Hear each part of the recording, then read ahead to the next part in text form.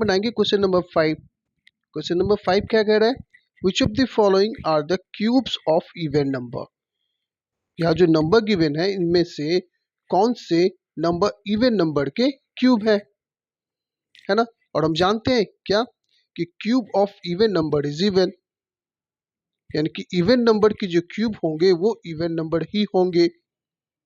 उसी तरह cube of odd number is odd, जो ऑड नंबर के जो क्यूब होंगे वो ऑड ही होंगे, है ना। तो ये तो वैसे ही सॉल्व कर सकते हैं, जैसे कि यहाँ देखिए क्या 216 है, 216 क्या इवन नंबर है, तो ये क्या है इवन नंबर के ही क्यूब है।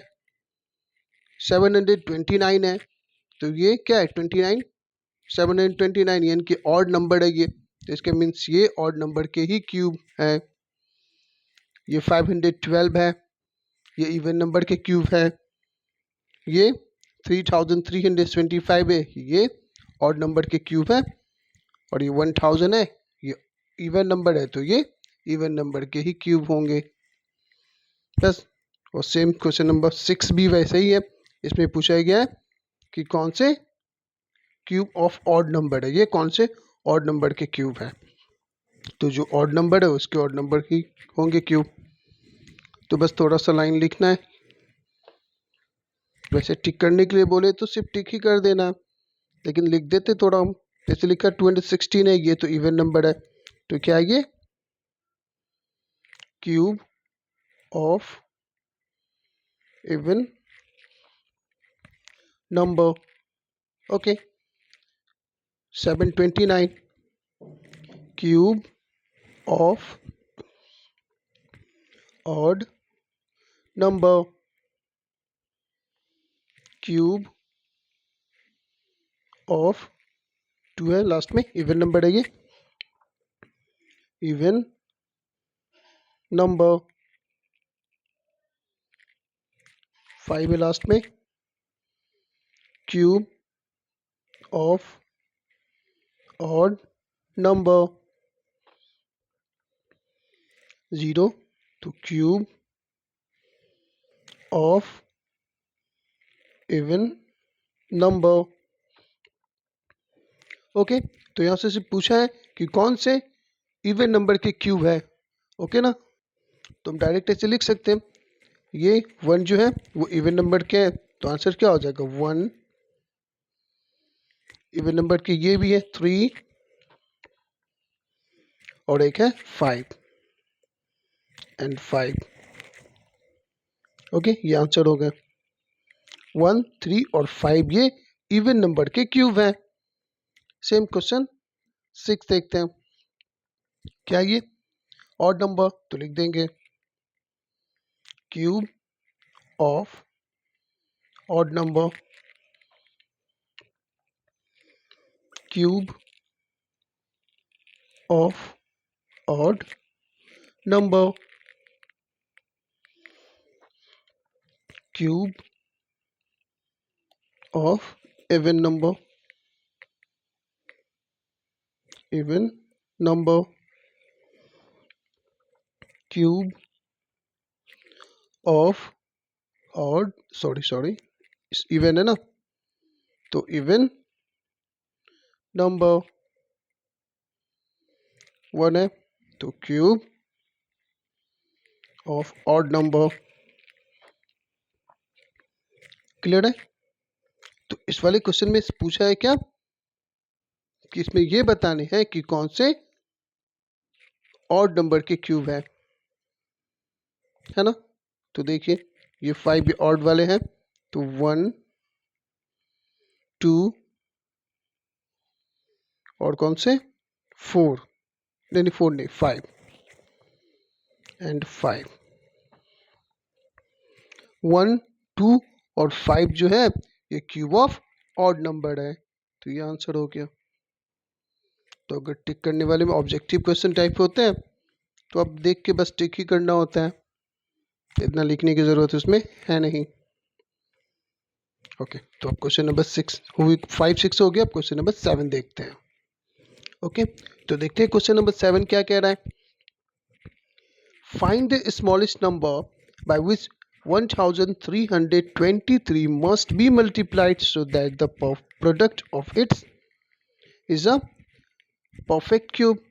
मीन्स कि हमें एक ऐसे स्मॉलेस्ट नंबर बताने हैं जिस नंबर को इस ये गिवन नंबर है 1323 में मल्टीप्लाई करें तो ये एक परफेक्ट क्यूब बन जाए, है ना।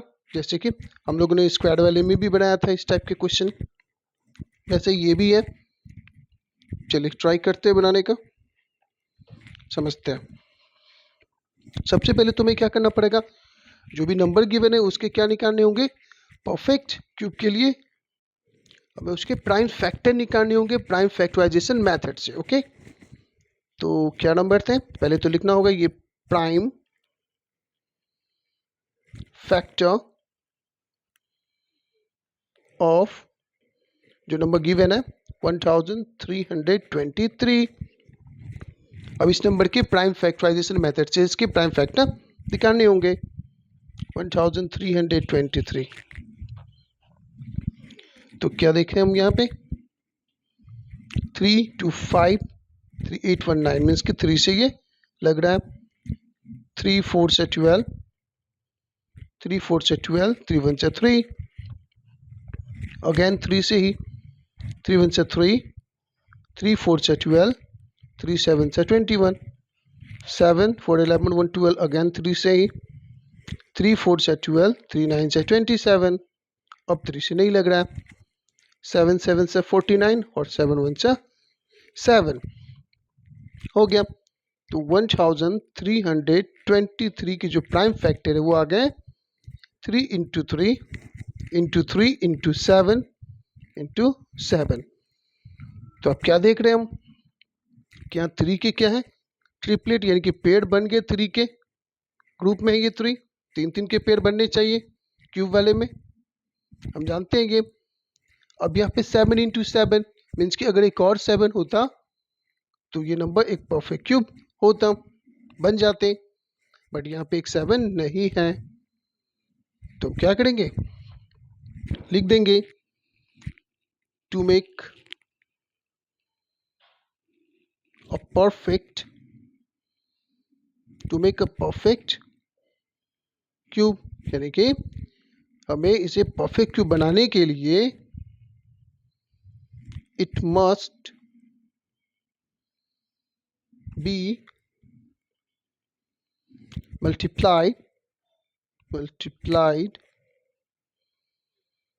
by कौन से नंबर, एक और 7 होनी चाहिए की 7 से, यानी किस नंबर को परफेक्ट क्यूब बनाने के लिए हमें 7 से मल्टीप्लाई करना होगा, तब ये नंबर एक परफेक्ट क्यूब बन जाएंगे। और हमसे यही पूछा इसलिए ये हमारा आंसर हो गया, है ना ये चीज। क्वेश्चन 8 देखते हैं। क्वेश्चन नंबर 8 क्या ये, find the smallest number by which 2560 must be multiplied so that the product is a perfect cube। Means की सेम ही क्वेश्चन है ये, सिर्फ डिजिट चेंज है नंबर। यहाँ पे ये जो गिवन नंबर है इसमें कौन से नंबर से मल्टीप्लाई करेंगे कि ये एक परफेक्ट क्यूब बन जाए, यहाँ भी वैसे ही करना होगा जैसे हमने क्वेश्चन नंबर 7 में किया है। सबसे पहले क्या लिखना होगा, प्राइम फैक्टर ऑफ जो भी नंबर गिवन है 2560, यानी कि 2560 के हमें प्राइम फैक्टर निकालने होंगे प्राइम फैक्टराइजेशन मेथड से। तो निकालते हैं 2560।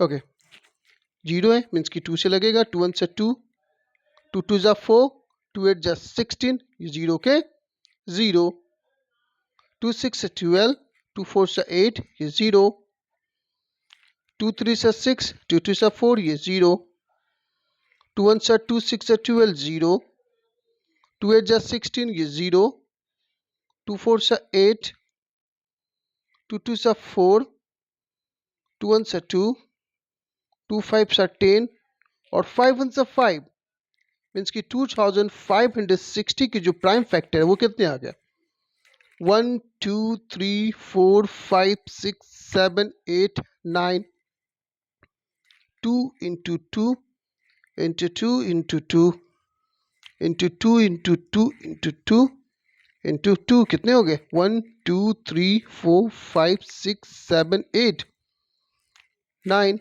और ये एक 5 है। क्लियर है? तो ये इसके प्राइम फैक्टर आ गए। अब देखना है इसके ट्रिपलेट। ये देखिए ये पेड़ में है 3 के, यहाँ भी पेड़ में हो गए, यहाँ भी पेड़ में हो गए, बट 5 के पेड़ 3 के पेड़ नहीं बने। मीन्स कि यहाँ 2 5 अभी कम है ना? अगर 2 5 और होते तो ये परफेक्ट क्यूब बन जाते। मीन्स कि यहाँ 2 5 कम है, मीन्स 5 इंटू 5 कम, यानी कि 5 5 से 25 कम है। क्लियर ना? मीन्स कि हमें ये जो गिवन नंबर है इसे 25 से मल्टीप्लाई करना होगा, तब ये परफेक्ट क्यूब बनेंगे। क्लियर ना? यहाँ पे एक ही 5 है, मीन्स कि 2 5 चाहिए हमें यहाँ पे, यानी 5 इंटू 5, 5 5 सा 25। क्लियर ना? तो लिख देंगे यहाँ पे to make a perfect, to make a perfect cube, हमें परफेक्ट क्यूब बनाने के लिए इट मस्ट बी multiplied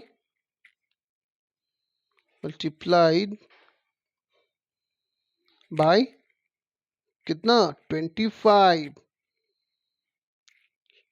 इसको मैं साइड कर देता हूँ, इसे आपको लिखना नहीं है। ओके ना?